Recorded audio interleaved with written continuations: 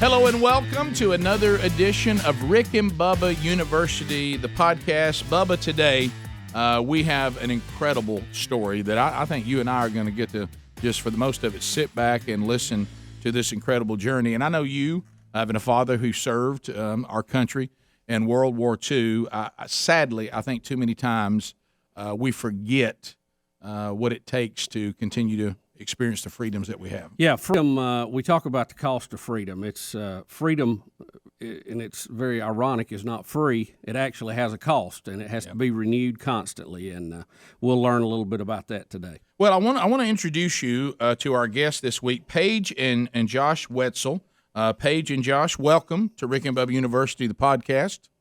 Thanks for having us. Yeah, and thanks for taking time. Now, Paige has written a book, Beautifully Broken. It will officially be out on October the 13th, but you can pre-order it now, and we'll tell you how you can do that. But this story, because we talk on the show all the time how the number one earthly relationship, according to our Creator, the one that He holds above all other earthly relationships, is a relationship between a man and a woman in marriage, the husband and the wife. It's a beautiful thing. It is beautiful, and it is designed to make both people in that relationship better people, and it's designed for them to be a whole person.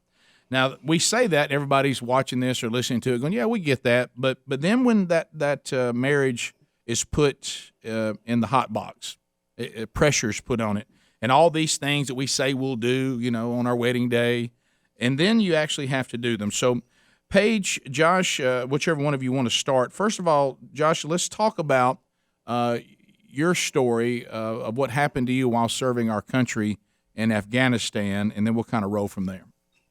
Okay. So I was with 2nd Infantry Division out of Fort Lewis, Washington in the Army. And we deployed to Afghanistan in March of 2012. And where the area where we were was right outside of Kandahar. In Kandahar, Afghanistan is essentially where the Taliban started. That was the birthplace of the Taliban, and that was when the Russians were in Afghanistan. And so that's a very religious place for them, and it's very hotly contested, I guess. And so we deployed a little bit west of Kandahar to a little village called Mushan, and it was right on the main supply route from Pakistan to Kandahar. So every time we left the base, we caught a lot of fire, whether it was small arms fire, like somebody was shooting at us, or we were finding and clearing improvised explosive devices, which is essentially usually like a pressure plate bomb. That when you step on it, it completes the circuit that's connected to the bomb and it explodes. And so that was our main threat, was the IEDs. And so when we got there, we had to drastically change our tactics up. Usually in the Army, you're spread out where you're not easily engaged. When we got there, we had to essentially walk like ducks in a row behind a metal detector everywhere we went. Early on in the deployment, we got a few of our Strykers blown up. We were a Stryker brigade, which is like an 8-wheeled vehicle, and it's heavily armored. But when it comes to bombs, they don't do real well. And so we got a few of them blown up right off the bat. Got a couple of guys injured, not severely, just some traumatic brain injuries and some other small wounds. And so we decided as team leaders, I was a team leader at the time, and that we needed to do something about that and really step up. And at the time, when we first got there, we trusted our lower enlisted guys with the metal detector. We decided at that time that we needed to take that over and that become our responsibility, and we would lead from the front. And that became my main responsibility. And contrary to popular belief, I was pretty good at finding them and clearing them. I'd found over 30 something IEDs during my time in Afghanistan. So I was only there from March to May. I was pretty good at it. And, in sports, if you go 30-1, that'll get you in the Hall of Fame. In the Army, in Afghanistan, that'll get you some metal legs. Wow. And so on late in May, we got a a mission to we were going to clear from the east side of our area of operations all the way to the west side, and from north to south on a line. And it was going to be a big 3-day mission, and we were doing really well. We were clearing really fast. We were ahead of our schedule. And on May the 31st, it was about 117 degrees in Afghanistan, and it was really hot, and we had some guys that were struggling, so we had to switch things up in our formation a little bit and move some guys around. And we were moving along, and I was clearing with my metal detector, and we came to a dirt road. And as we came up to it, I noticed there were 2 lines of rocks on the road, which usually lets us know that there's an IED in the area, because they like to warn the locals that it's there, so the locals will stay away. We just didn't know exactly where it was. So radio back to my platoon sergeant and let him know, like, hey, I'm going to take my time across this road, really clear it good and mark it so everybody knows where to go, and we're just going to continue on. And he was like, all right, good.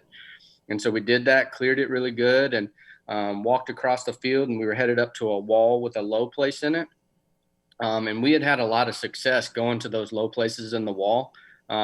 Tactically, you don't want to do that, because usually that's where the bad guys are going to bury the IEDs. But we had so much luck finding and clearing the IEDs that we just started going to the low places in the wall and targeting those, so we could just go ahead and clear it and get everything safe. So as we approached this wall, we went to the low place in the wall, and we were just gonna clear whatever was there and then continue on. And so I cleared in front of the wall as good as I could. And then as I reached to the other side, to clear the other side is when I stepped on the IED, instantly losing both of my legs. Come to find out later, I was kind of mad when I landed on the ground that I missed it, but come to find out later on that it was mostly carbon-based IED, so my metal detector couldn't have picked it up. I landed on the ground. I knew what had happened as soon as I landed. I had watched a guy do it the day before, and he was a pretty high double amputee, and so I didn't have to look at that to know that I didn't have legs. But honestly, like, my first thought when it happened was, like, I've got to figure out how to calm my medic down. And my medic was my best friend. And he normally in real life, everyday life, he's a shaky guy. And you could imagine watching your best friend step on an IED and being pretty severely injured, like, you're going to be a little more shaky. So I figured I had to figure out how to calm him down, and so as soon as he got to me, my first thought was like, all right, bro, like, we're going to get through this, settle down. And then he's still trying to work on me and everything. And, I stopped him again, and I was like, hey, man, did you see that sick flip that I just did? And he didn't want to hear that, but like, I was just like, bro, seriously, I would have landed that if I had feet. And he was like, how'd you know you didn't have feet? And I was like, well, you just answered the question for me, so thank you. Oh, wow. But we're going to make it through this, And so, yeah, that's. Wow. So that's how the injury in the line of duty took place. We're going to continue to talk, and now we'll bring Paige into this, which is the story in the book of what it is like to be the wife in this situation as well, when Rick and Bubba University, the podcast, continues. All right, so we're talking with Paige and Josh Wetzel, and Josh, you just walked us through how you, serving our country, now you lost your legs and you were trying to calm your friend. You knew enough about these weapons, and you said you knew instantaneously that you likely had lost all of your legs, or at least some of it. You knew that immediately, right? Right. And so the medic comes to you, and then we go over to Paige, and Paige, welcome to Rick and Bubba University, the podcast again. So you're in the position of the wife of a man who serves our country. He goes off to Afghanistan. Just the sound of that, that is not a calm place. When you guys were married, did you consider this when you guys were thinking about being married, that you would take on a role that requires a special kind of woman to be a military wife? Take us through your thought process with that. Well, Josh's Army career was a huge maturing process for me. We dated all through college, and we were that typical, like, things were real easy because we were just around each other all the time. Josh, like, I played volleyball at Jacksonville State, and he came to every single home game, and we were just around each other all the time. And when he joined the Army, I was extremely proud of him, but still kind of, it was very much this mission to kind of work my goals and my vision for myself around this Army career. And the Army will correct that really quick. And so he went off to basic training, and we did basic training is not even like this anymore, but it was truly like, you don't speak to each other. You have to write letters back and forth. And so he went through 3 months of basic training where we didn't even hear each other's voices or anything. And I just told him, I was like, we either need to break up or get married, because this is just too much of a commitment, And right. So we really started pushing forward to, like, making that life plan together. And at first, Josh started out as an 18 X-ray, which is basically a candidate for Special Forces. And he had been in the Special Forces qualification course for about a year. And he ended up washing out of that program. And my mindset at that point was kind of like, okay, Josh is going to do this special operations thing, and we're going to be at Fort Bragg, North Carolina for X amount of years, and I'll be able to do X, Y, and Z during those years. Well, then when the Army sent him to this infantry unit, that was my big wake-up call to, this is not only an infantry unit, but it's a unit that's about to go to Afghanistan. And that's the whole reason he's even going there, because they are about to deploy. And it was a real, before I could ever think of myself as handling my life as a military wife well, I really had to go through this very painful process of just letting go and learning how to just appreciate what Josh was doing. And it's funny because when you look back on the things that you learn, you're kind of like, man, how did I even think that in the first place? But it was almost like it dawned on me one day that no matter how inconvenienced I was going to be, I was not deploying. I was not going to, like, risk my life every day at my job, And so when I really started just thinking about how Josh was processing all of this and how he was, having to deal with the crazy, like, pre-deployment cycle where you're just training around the clock and you don't ever know what time you're getting home and that kind of thing. When I really just tried to be there for him in that way, it calmed me. But I think it really, I think if I had not at least pushed myself to be that way, then the day he shipped off to Afghanistan, I really would have been in this, like, bitter place instead of being in the place of, like, hey, everything, I don't know what's going to go on over there, but everything back home is going to be okay. So you don't worry about what's going on here. You have a job to do. You stay focused on that job. So, Josh, after your accident, what happens after that? What's the process? So after I got injured, as soon as I got injured, they called the helicopter in. The helicopter took me from where I was at to Kandahar, and somewhere in Kandahar, that's kind of where I lost consciousness. And then I went from Kandahar, I think, to Bagram, and then from Bagram to Germany. and then Germany to Walter Reed Hospital in Bethesda, Maryland. So, in the process of kind of losing conscious, you're there. You're in the helicopter. You know what's happened. You know you're injured. You know you're injured badly. And I know this may be a difficult question because it may be hard to recall, but I can't help but be this. We're trying to vicariously be there and glad we're not at the same time. Right. What are you thinking? Are you thinking, could I bleed to death? Am I going to make it? Does Paige obviously jumps into your mind? What's your thought process while you were conscious?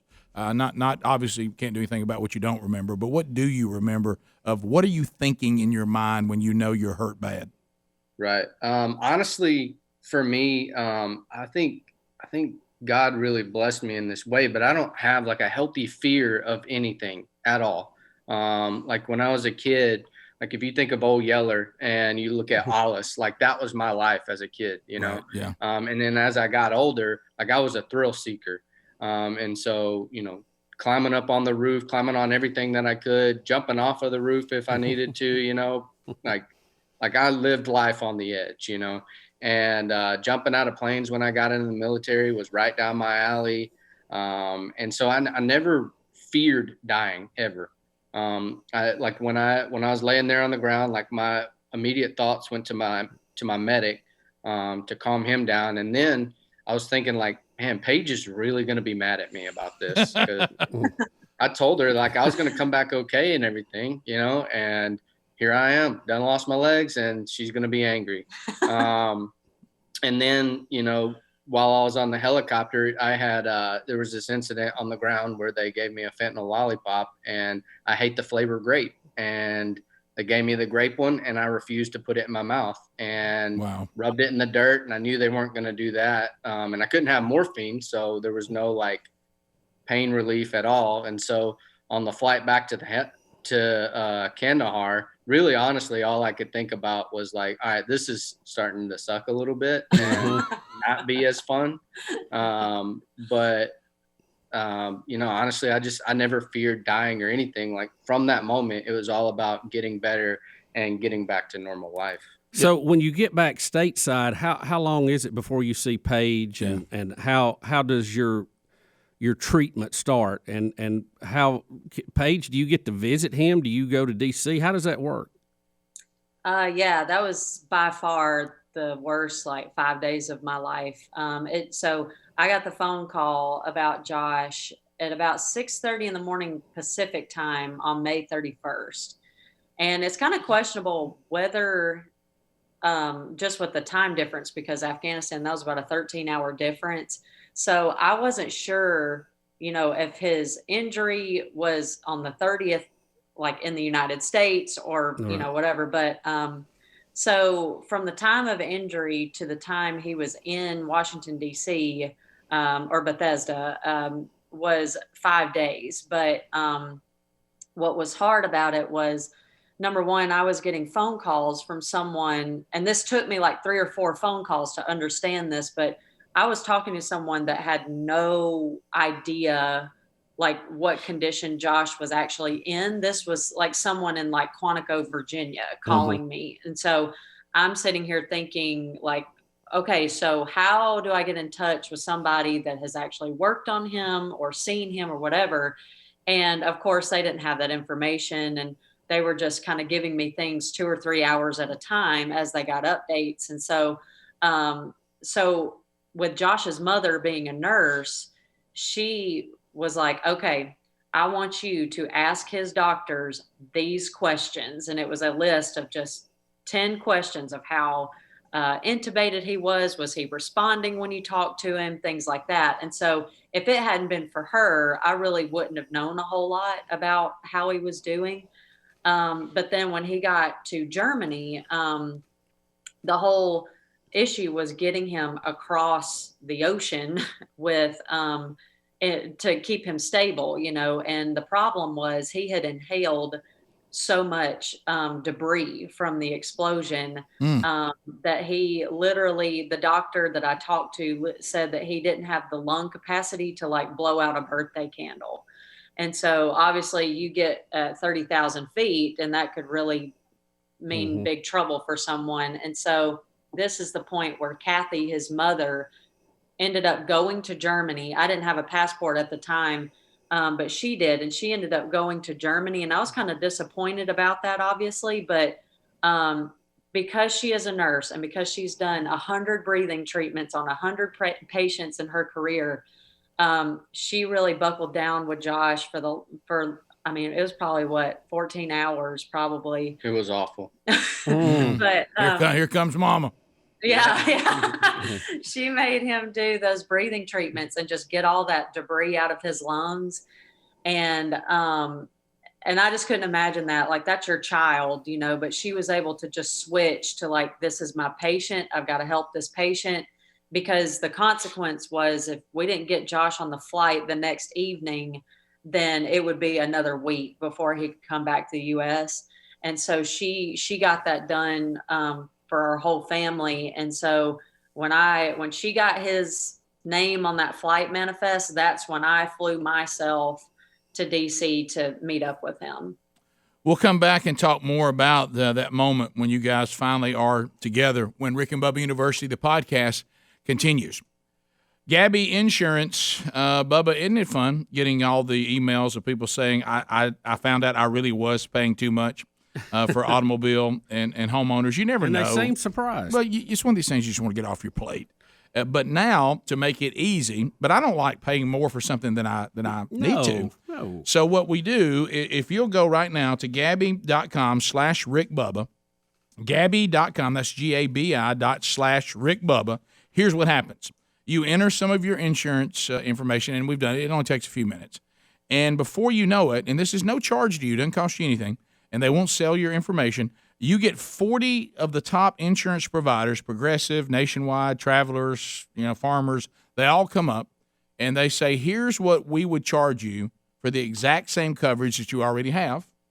If it's less, Bubba, that's a good thing. That's right. And if it's not less, well, we're at a good thing again, because you know that you've already got the best insurance coverage you could find.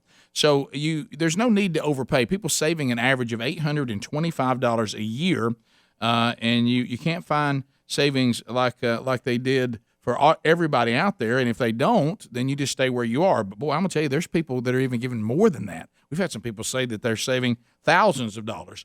So go to GabbyGABI.com/RickBubba and see what they can do for you right now. All right, so we are with Paige and Josh Wetzel. The book is Beautifully Broken. It comes out on October the 13th, but you can get it now by going to their website, Paige and Josh Wetzel, WETZEL.com, for pre-orders. And everything you need to know about the book can be found at their website. So when we were talking to you, Paige, now you finally have made it to the same place where your husband is located. You know he's been injured. At this time, do you already know that he has lost his legs? Do you know this at this point? Yes. I actually received that information on the initial call. Okay. The person that was working with the Department of the Army that called me said that he had lost both legs. He had 2 broken arms, and he had a C4 break in his neck. And so there wasn't a break in his neck, but I don't know if it was some kind of X-ray image that might have alluded to that. But I think just the way he kind of landed on his head would have maybe at least made people suspect that. But he also didn't have broken arms either. His left hand was very badly wounded. He had some partially amputated fingers that they were able to reattach.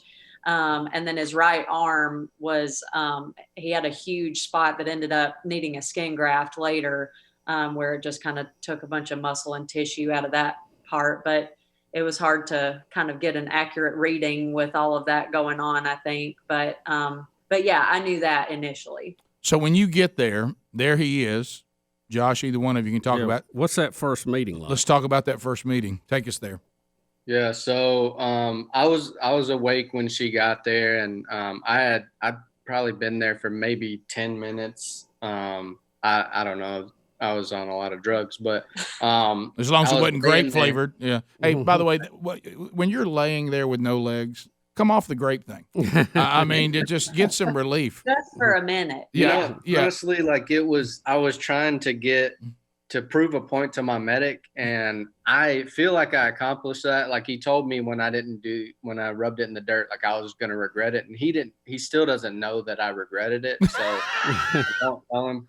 All right, so back to the hospital. Okay, I got Back to the hospital. I just saw Paige shaking her head when you said you didn't like the flavor grape. But go ahead. That's like when little kids pee their own pants and they think they're teaching their parents something. Yeah. You know? That's and a good. my pants are dry. I didn't learn anything. You didn't know? teach me anything. Right. All right. Anyway, so I'm laying there in my bed, and she comes walking in, and I just start getting like really emotional. Yeah. I'm a really emotional guy already, but like, you know, after my injury, my testosterone was really low, and I was just like a baby all the time, cried about everything. And I saw her, I started crying, and she was like, "What? Wait a minute, why are you crying right now?"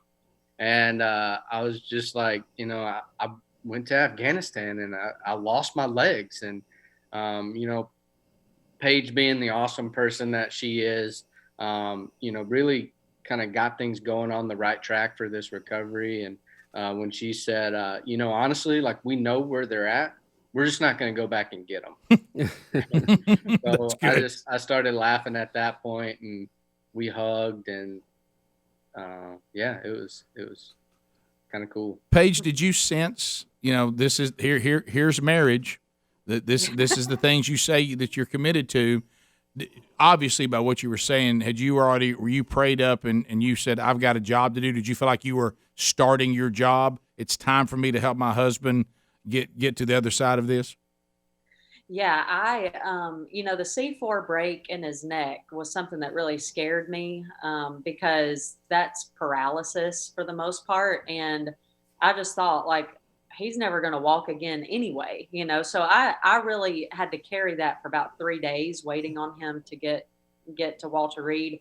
And so in that 3 days, his medic reached out to me and was just kind of saying that, you know, he told me the story about like the sick flip that I just did and joking around and all that kind of stuff. And that was just such a relief for me, because I just thought that he's never going to be the same emotionally, you know? And so when I knew that I was getting the same person back, I was like, okay, we'll figure the rest out later. But yeah, I think Josh's his thing was he needed to know, and this is, I think a lot of men struggle with this, but especially men in the military. But what they need to hear over and over and over is that you did not let anybody down by this happening. This happened to you. You know what I mean? And you're just so trained to like, you're supposed to see that stuff coming all the time. And that's not real life, you know? And so I really wanted him to know that, again, it was kind of going back to how I tried to be before I sent him to Afghanistan, that like, I'm going to be okay. I'm not upset. You know, this is day one of recovery. And obviously we had, just like you're saying with your marriage vows, like you stand up there at the altar and you have no idea what you're promising. No, you know? Yeah. But you stick with it. And so that was one of those things where I could tell what Josh really needed from me was that this is going to be fine. You know, this is not going to be the obstacle. This is not going to be the thing that tears us apart. So let's worry about getting you healthy and keeping our mind on what's going on with you physically. Don't worry about what's going on between us. So I know I can't imagine what recovery like this, what you guys must go through, not only physically, but you know, emotionally. Talk to us about that. Did it go as planned, or were there pitfalls along the way? You know, I was very blessed. First of all, to be at Walter Reed Hospital. It's an amazing hospital, especially for amputees. And, you know, I was there with, you know, hundreds of other guys that were in the same situation that I was. So emotionally, like I felt like I was in a good place because of that. You know, one of the early days, you know, I'd been struggling with pain early on, very early on. And just because I just didn't I didn't feel like I would be able to take specific medicines. Like I just didn't, in my mind, I was worried about like getting addicted and all that. So I just didn't want to do it. And I had another double amputee from Northeast Alabama come in, and he was like, "Hey, listen, first of all, you're not alone in this. There are a lot of other, there's a big group of us here, and so you're not alone. And also, don't be a hero. Like when your nurses and everything tell you to stay on top of your pain medication, like do that, because if you don't stay on top of it, it's going to catch up to you." And so that was big for me. And then from the moment I got there, it was all about like getting better and getting back on my feet. My one of my big concerns was my guys back in Afghanistan, they were still there, and they still had a really big mission to finish, and they were going to be there for like 6 more months, and I didn't want them to have to worry about me at all. And so everything that we did that was outward facing towards the public was all it's all Josh improving and getting better and everything like that. And for the most part, I didn't struggle with that. Like I have a reputation at Walter Reed now, like Josh Wetzel goes hard in the paint. And that's because I do, I'm going to give it everything that I have in that situation to get better, and I'll give you an example. During PT one day, I was doing great, and I got back to my room and I was just exhausted for like 2 straight days, and turned out I needed, a blood transfusion. I needed like 3 units of blood, and, it didn't faze me. I was just really tired. And, but so my mission was to get better, and, there were some, stumbling blocks along the way. I had an infection that I had to go back to the ICU, which for me was just, at the time it was devastating. Like I'm not all about this setback life. So, at that point, like I was just really working hard to get better. And then I think the biggest things was the like mental issues and things that were going on between our marriage. You think that losing your legs is the hardest thing that you have going on, but then the devil really starts attacking you even more to try and take you into an even darker place. And, and he really did that at that time. It seemed like everything was as falling apart at once. I was struggling with like nightmares and things like that from Afghanistan. And then, things I had done in Afghanistan that kind of came between mine and Paige's marriage really came to light during that time in the hospital. And so, I just kind of felt like everything was falling apart, but honestly, like it was great, for us and for our marriage, because we really, worked a lot of things out and grew together as a couple. It wasn't just me recovering at that point. It was both of us getting through this and going back to normal life. We're going to continue to talk with Paige and Josh Wetzel. Again, the book is called Beautifully Broken. We come back, we'll talk to Paige, really get specific about the book, what she hopes is accomplished, and we'll continue our conversation with them. This is Rick and Bubba University, the podcast. So we're talking with Paige and Josh Wetzel. The book is Beautifully Broken. If you've been listening, you know the story. Josh served our country in Afghanistan. Unfortunately, lost both his legs, had other injuries. He's recovering in Walter Reed. His wife is there with him. They're starting the process of recovery. And Paige, you have written the book, Beautifully Broken. It comes out on October the 13th. Pre-orders are available now. We have that website, Paige and Josh Wetzel, WETZEL.com. And you can go there and find out how to follow them on social media and everything. So I remember when my wife and I went through trauma to a marriage, ours, the death of our youngest son and child, and I remember something that was said to us that wasn't true. And Josh, you were talking about how the adversary continues to try to find a way in, especially in these times of trauma, because it's refinement. And you both, right? I have it right. You're people of faith, followers of Christ. So you're Christians, based on what I'm seeing in the book and what you guys have said. And I remember someone said, well, now look, I just want to tell you, most marriages don't survive this kind of thing. And I remember thinking, what a comforting thing to say to people struggling. And that has been I don't know where this came from. And, Sherry immediately, of course, like you, Paige, she was like, well, I'm going to look into that and see if that's just not a bunch of garbage. And come to find out it is a bunch of garbage. That's actually not a true statement. What usually happens is the state of the marriage is revealed by the trauma. It's either a strong marriage gets even stronger, and a marriage that was already not very strong usually doesn't. What was you guys' experience with this? I would say that we were very much the typical immature Army couple.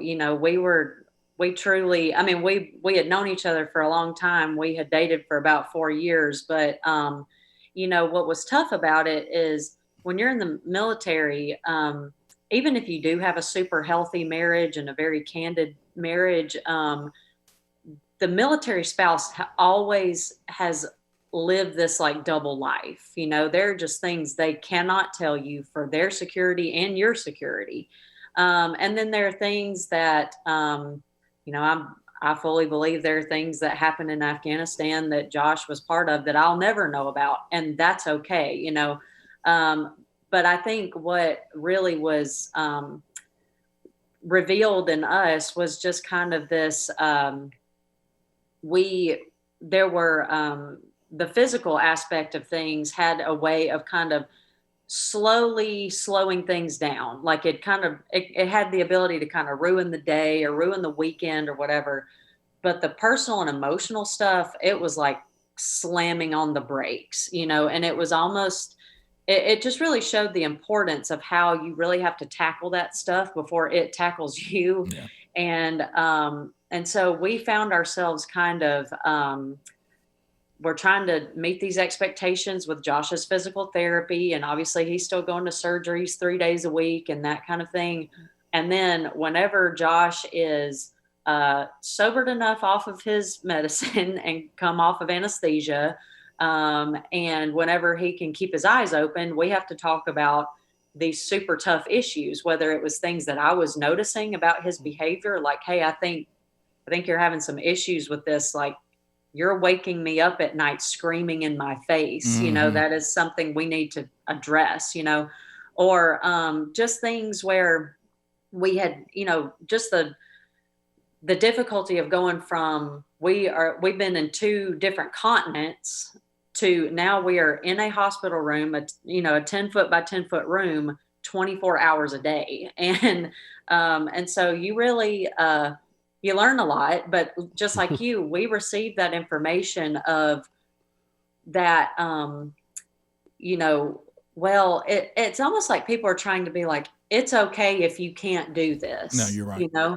And I get where that comes from, but what you need is somebody coming alongside you and saying, it's like that Esther 4:14, like you were born for such a time as this, like this is something that you are in the right place at the right time, and don't even fool with those thoughts of like, where's the back door? How can I get out of this? And I really think there are so many marriages that are, they do turn toxic in environments like that. And it's understandable when people part ways. But I just can't help but wonder how many of those marriages end up that way, because both parties kind of have this whole, like, I got to have an escape plan to this, and the times in our marriage where we kind of flirted with that, like, I gotta have an escape route or whatever. Those are some of the most miserable times in our life. And so, we have just fully rebuked that, that's not even something we talk about anymore. But we really had to have our, like, backs against the wall to make that decision.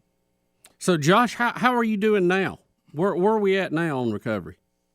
Well, so now, I got out of the military in 2014, got my degree from Auburn. Never thought I would get any kind of degree because school wasn't really for me. But, military gave me the discipline I needed to get through that. And So I graduated from Auburn in 2016, got hired on in the communications department as an intern for a year, and then got hired on in social media the next year, and just been kind of running social media and athletics for a few years now, and absolutely love it. And we're starting to find during this COVID time, it's really kind of grinded everything to a halt for us, and it's really given us time to kind of reevaluate things and like what we're doing with our life. And we've really been kind of seeking like what's that next step, and what's God's purpose for this moment, and God's really been revealing that we need to be back in the military community and serve the military community. I think that's a kind of something that was missing in my life, and a kind of a hole in my life a little bit was, I was very, faithful. I believed that God was working in my life, but I never put that into action and served others. And I really think that God, calls us to serve others. And matter of fact, we're going through the book of James at church right now, and it talks about, faith without deeds is dead, and so, we're really starting to get back into that military community and work to serve the military community as best we can, and starting to find, true purpose and all of that. Josh, was it tough when you were kind of a, you were a hands-on guy out there in the military looking for explosive devices to hanging out with a bunch of guys that dealt with Twitter? That had to kind of be that's a different side of you, right? Yeah. I mean, I love sports. I grew up playing sports. I played, about a year and a half of college baseball in junior college. And, I knew that, I had a good opportunity to kind of get into what I wanted to do when I got out of the military. And so, just tried to volunteer everywhere I could, jumping in sports, and honestly, like talking about sports on Twitter just became, like second nature to me. I love it because, social media always changes. So it's keeping me busy. And then, it's just so fast that it's so fast paced that, it's fun and exciting for me as well. So with the book Beautifully Broken coming out October the 13th, and we've got about 2 minutes. What do you hope people take away from the book? If I go get the book, what are you hoping I take away from it? I would say, when I first got out of the Army, I really struggled because I kind of lost that sense of community. When you're in the Army, they teach you to always have a battle buddy everywhere you go. You always should have your weapon and your battle buddy anywhere you go.